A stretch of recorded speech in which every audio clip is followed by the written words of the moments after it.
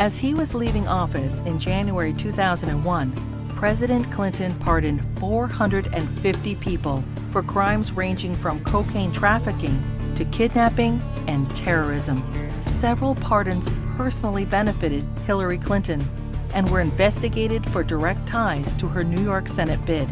Marc Rich, a billionaire fugitive, owed the government over $160 million and was charged with tax evasion, wire fraud, racketeering, and trading with Iran. Rich's ex-wife, Denise Rich, a close friend of the Clintons, donated over $600,000 to the Clinton Presidential Library just prior to the pardon. Mrs. Rich also gave $14,000 to the Clinton Legal Defense Fund and $135,000 to Hillary Clinton's Senate campaign. The New Square Four were elders of a Republican voting Hasidic community convicted of defrauding the government of millions of dollars. Candidate Clinton met with their grand rabbi. Hillary Clinton received their votes, and the New Square Four received their pardons.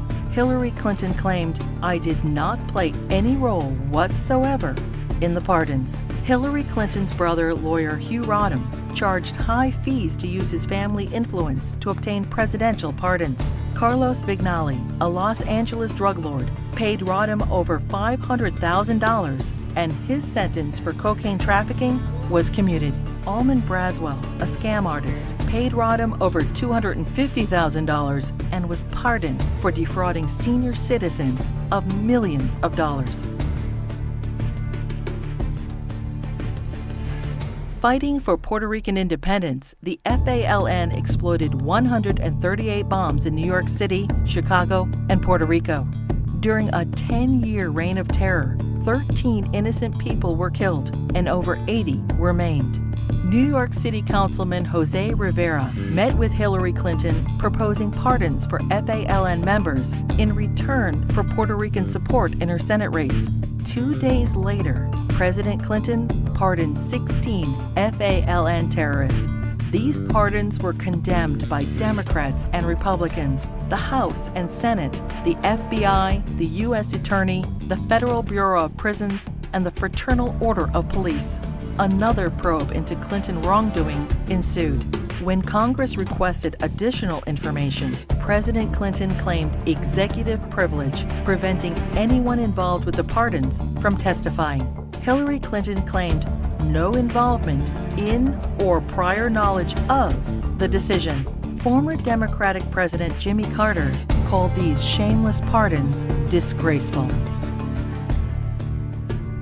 The largest political fundraiser in U.S. history became the largest election fraud in history. In the year 2000, the fundraiser for Hillary Clinton's New York Senate race was attended by 1,300 people, including the Hollywood elite and the Democratic leadership.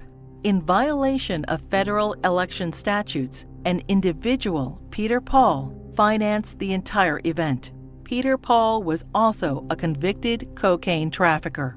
In violation, Hillary Clinton was involved with the solicitation of funds and the coordination of the gala. In violation, Hillary Clinton requested in writing an additional $150,000 from Peter Paul in untraceable securities.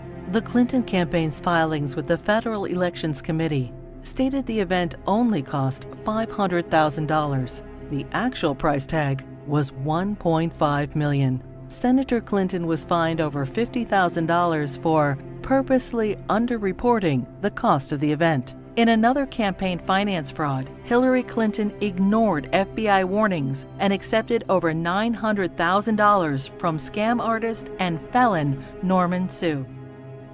Hillary Clinton's Senate tenure was undistinguished. In 7 years, she introduced only 3 minor bills which became law, including the naming of a post office. She helped secure millions in federal assistance for a New York developer.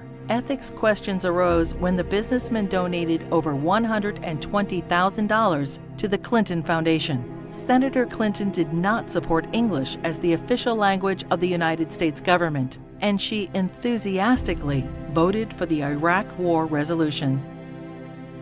Hillary Clinton ignored Senate rules and reporting requirements for the hiring of staff and non-paid fellows, breaking the Senate Code of Official Conduct and hiding multiple conflicts of interest. She was investigated by the Senate Select Committee on Ethics.